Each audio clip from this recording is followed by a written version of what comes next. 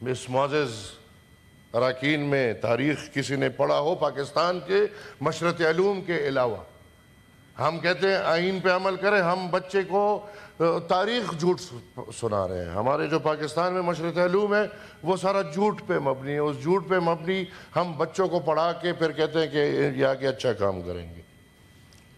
مسئلہ آپ کا شروع ہوتا ہے 47 میں. ہندوستان آزاد ہوتا ہے اور پاکستان بنتا ہے. میری بات سے اگر کسی کو تکلیف ہو میں واضح کر دوں کہ میں اس وطن میں، اس ملک میں غدار ابن غدار کا بیٹا ہوں، اور میں سمجھتا ہوں کہ آج کی تقریر کے بعد شام میں کہیں میں بھی چوتھی نسل میں اس نعرے سے گزروں گا. تاریخ حقیقت ہوتی ہے اور تاریخ سے آنکھیں پھیرنا، حقیقت سے آنکھیں پھیرنا آپ کو کبھی بھی مستقبل میں صحیح راستے پہ نہیں لے کر جا سکتا. یہ بہت بڑی بحث ہے اور اس بحث کے لیے میں تیار ہوں، کیونکہ نیشنل اسمبلی کے باہر ایک دفعہ اجلاس بلایا گیا تھا اور جناب خان عبدالولی خان مرحوم گاڑی کی ڈگی کتابوں سے بھر کے لائے تھے. اس لیے لائے تھے کہ آئے آج بات کرتے ہیں کہ پاکستان بنا تھا، کہ پاکستان آزاد ہوا تھا. جب آپ 47 میں آزاد نہیں ہوئے، آج آپ آزادی کا رونا رو رہے ہیں. کیا ایمان کی بات کریں سب لوگ، یہ جناب پاکستان کا قائد اعظم محمد علی جناح صاحب کتنی قدر کرتے ہیں؟ کیا پاکستانی قدر کرتے ہیں ان کی کہ نہیں کرتے؟ تو مجھے تو یہ تصویر بھی قید لگ رہی ہے. یہ تصویر اس دن قید ہو گئی جس دن جناب محمد علی جناح صاحب نے رول آف لا کی بات کی. جس دن آپ کے بانی، آپ کے ملک کو بنانے والے نے جس دن فوج کے سامنے، فوج کے ایک تقریب سے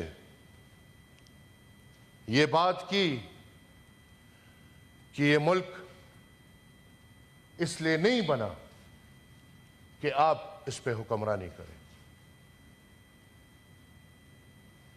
یہ ملک اس لیے نہیں بنا کہ یہاں پہ عوام غلام ہو، بندوق والے کے پاس طاقت ہو، بلکہ آپ محافظ ہیں. یہ جو باتیں آج ہم کر رہے ہیں یہ جناب قائد اعظم محمد علی جناح صاحب کو کرنی پڑی. اور ان باتوں کے نتیجے میں میں میڈم سپیکر، میڈم چیئرمین، آج کوئی لیڈر بیمار ہوتا ہے وہ ڈیولپڈ سٹیز میں جاتا ہے. کوئی بندہ بیمار ہوتا ہے، انٹیریئر سندھ کا کوئی بیمار ہوتا ہے وہ کراچی جاتا ہے. پنجاب کا کوئی بیمار ہوتا ہے وہ لاہور جاتا ہے. ہمارے صوبے پختونخوا میں کوئی بیمار ہوتا ہے پہلی کوشش اس کی یہ ہوگی کہ وہ پشاور جائے. ہمارے پروونشل کیپٹلز میں وہ مسئلے نہیں حل ہوتے تو پھر کوشش ہوتی ہے کہ اسلام آباد آئے یا ملک سے باہر جائیں، دبئی جائیں، لنڈن جائیں. ہمارے لیڈران ہم نے دیکھا ہے کہ لنڈن جا کے علاج کرا رہے ہیں، ہم نے دیکھا ہے کہ دبئی میں علاجیں ہو رہی ہیں، ہم نے دیکھا ہے کہ امریکہ میں علاجیں ہو رہی ہیں، ہم نے دیکھا ہے کہ یہ سب ہو رہا ہے. لیکن وہ ہمارے بانی جب بیمار ہو گئے تو ان بیچارے کو زیارت جانا پڑا. آج سے 75 سال پہلے، 76 سال پہلے میرے بلوچستان کے بھائی بیٹھے، زیارت میں 2 سال پہلے گیا ہوں، سڑکیں نہیں ہیں، بجلی نہیں ہے، انفراسٹرکچر نہیں ہے، ہسپتال نام کا چیز نہیں ہے، لیکن اس وقت ادھر کی ہوائیں ایسے تھی کہ جناب محمد علی جناح صاحب کے لیے وہ علاج بن رہا تھا. اب ایمان سے یہ معزز سینٹ کے اراکین دل کے اندر سے سوچیں کہ کیا پہلا قدم اس ملک کا پہلا پولیٹیکل قیدی جو ایک سافٹ ایگزائل کی شکل میں زیارت بھیجا گیا، کیا وہ یہ بانی تھا یا نہیں تھا؟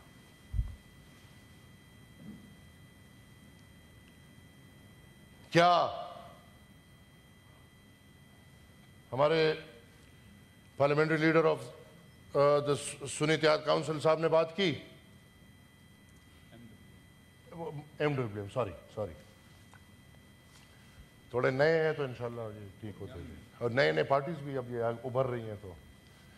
تو انہوں نے بات کی ایران کا صدر مرے جی، وہ پورا ایران میدان میں ہے، وہ صرف صدر ہے. آپ کی بانیں مری تھے، کسی کو پتہ نہیں تھا، مکھیاں گھوم رہی تھی ان کے اوپر. یہ تلخ حقیقتیں ہیں. آج تک آپ یہ ملک، یہ وطن، یہ پاکستان کے شہری اس اپنے قائد کو رہا نہ کر سکے. آپ کو پتہ ہے پاکستان میں جو پھر قید ہوئے ہیں تو ان پہ ایک ایسی قید لگا ہے کہ آپ پاکستان میں جناب محمد علی جناح صاحب پہ ریسرچ نہیں کر سکتے. تو آئیں، آزادی کی بات ہو رہی ہے، ہم تو غدار ہیں.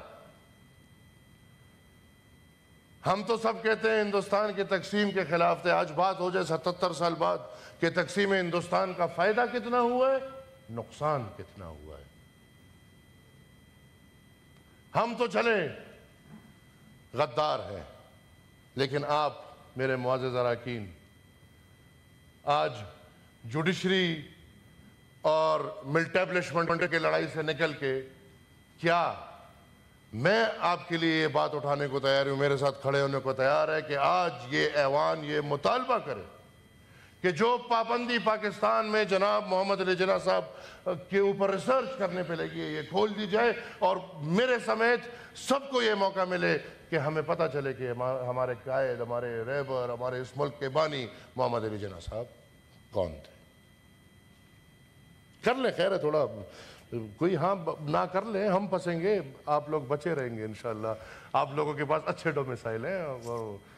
بلوچی بھائی میرے خیر ہے آپ نہ کریں، باقی آپ کریں، ہمت کریں. پاکستان اگر آپ دیکھیں تو ہم پاکستان میں پھر آتے ہیں. بانی کی بات ہو گئی، اور آپ کو میں نے ریکویسٹ کی تھی کہ میری پہلی تقریر ہے تو میں تھوڑی لمبی بات کروں گا. پاکستان کی زندگی 2 حصوں میں بانٹی جاتی ہے. ایک وہ پاکستان جو سن 47 سے سن 73 تک ہے، اور دوسرا وہ پاکستان جو 73 کے بعد آج تک ہے. اس پاکستان میں رول آف دا لا، عوام کے اختیار، اور جو باتیں آج ہو رہی ہیں، جو آج کے بینیفیشری نہیں ہیں اور ان کو جو گلا ہے، یہ آواز جب محترمہ فاطمہ جناح نے اٹھایا تو وہ بھی غدار نکلی. پاکستان میں اگر پہلے دن اس سب پہ کھڑا ہو جاتا تھا، آج ہمیں یہ سب کچھ نہ دیکھنا پڑتا. تاریخ کے اسٹوڈنٹس یہاں بیٹھے ہیں، جب پاکستان بنا، پاکستان میں 2/3 اکثریت خدائی خدمتگاروں کی تھی، حکومت، سٹنگ گورنمنٹ۔ ڈاکٹر خان صاحب اس گورنمنٹ کی لیڈنگ رول میں تھے۔ 12 دن کے اندر اندر خدائی خدمتگار تحریک کی 2/3 اکثریت والی حکومت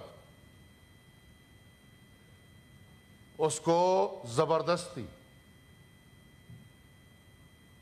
گرا کے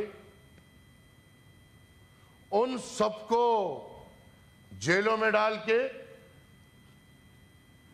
1/3 اس وقت کی مسلم لیگ قیوم خان کو حکومت دی گئی۔ اس دن اگر پاکستان میں عوام کے اختیار کے لیے پاکستانی کھڑے ہو جاتے، آج ہمیں یہ دن نہ دیکھنے پڑتے۔ لیکن بدقسمتی سے یہاں پہ کھیل بینیفیشریز کا اور افیکٹیز کا چلتا آ رہا ہے۔ کل کا بینیفیشری آج کا افیکٹی ہوتا ہے،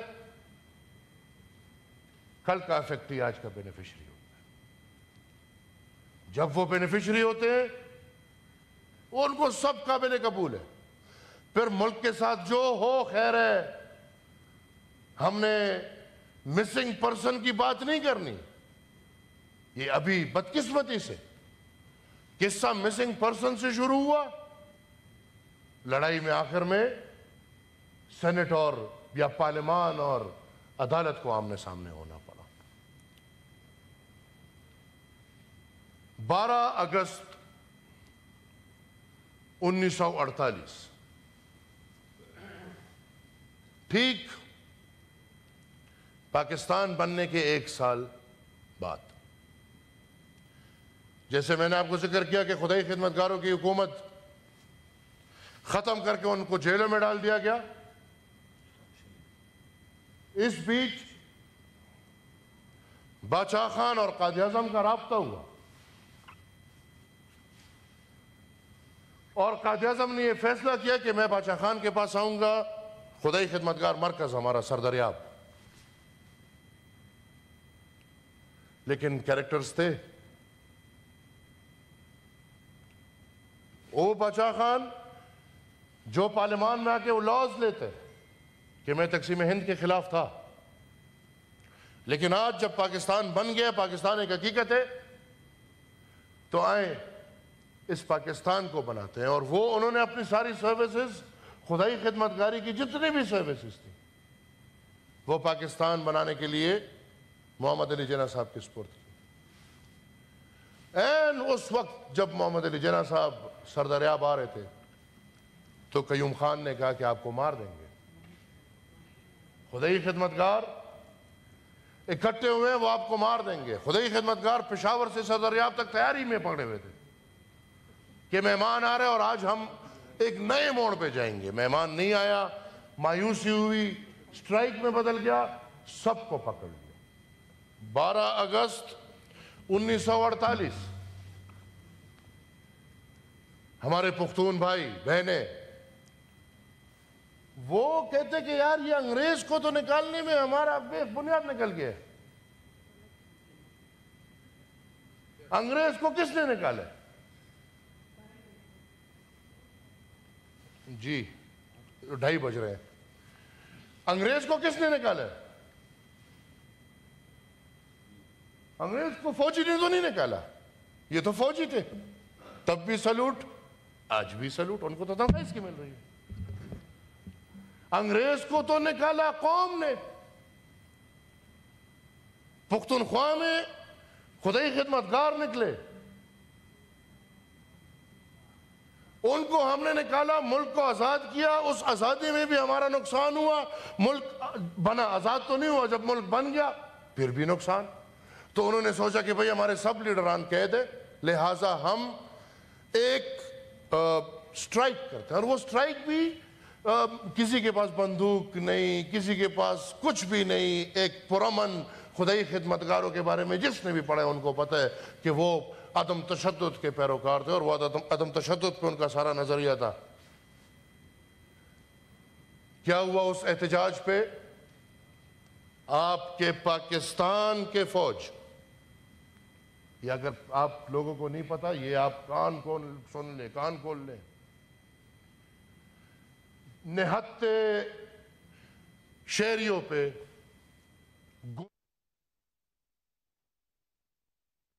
ہمارے چارسدہ کے عورتیں بچے گھروں سے نکل آئے کہ خدا کا خوف کریں، گودوں میں اپنے بچے لے کے آگے، سروں پہ قرآن نکل کے لے آئے کہ آپ کیا کر رہے ہیں؟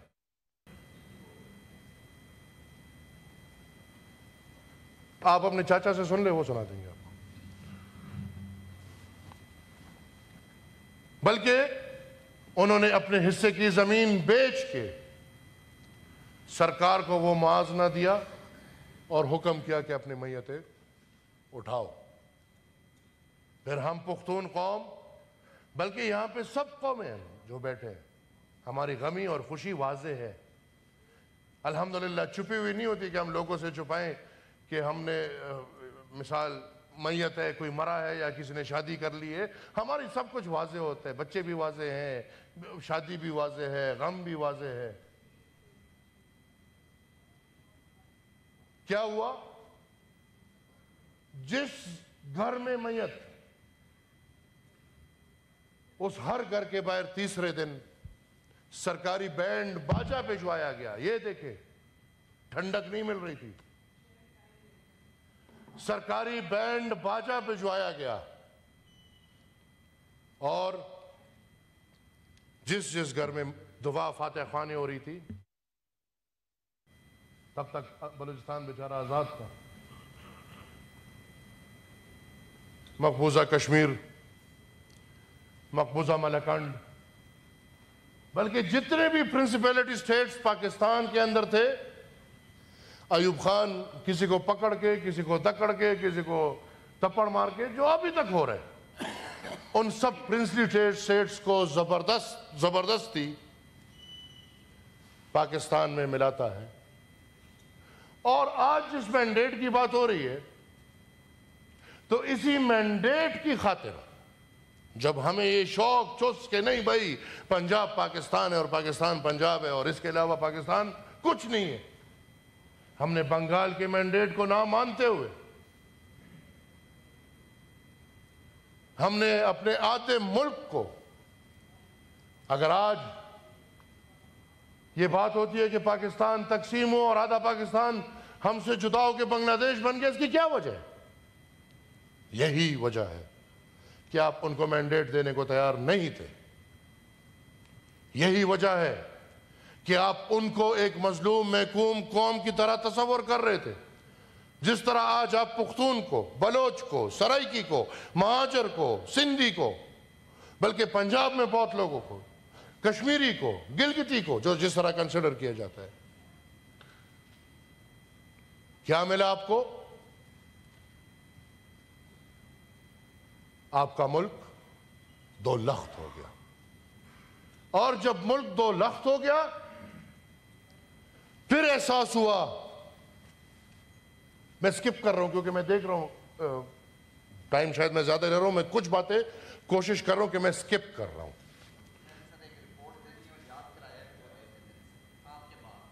کوئی مسئلہ نہیں، کوئی مسئلہ نہیں، اگر آپ کہتے تو میں 73 پہ وائنڈ اپ کر لیتا ہوں، انشاءاللہ 73 کے بعد اگلی دفعہ ہو جائے۔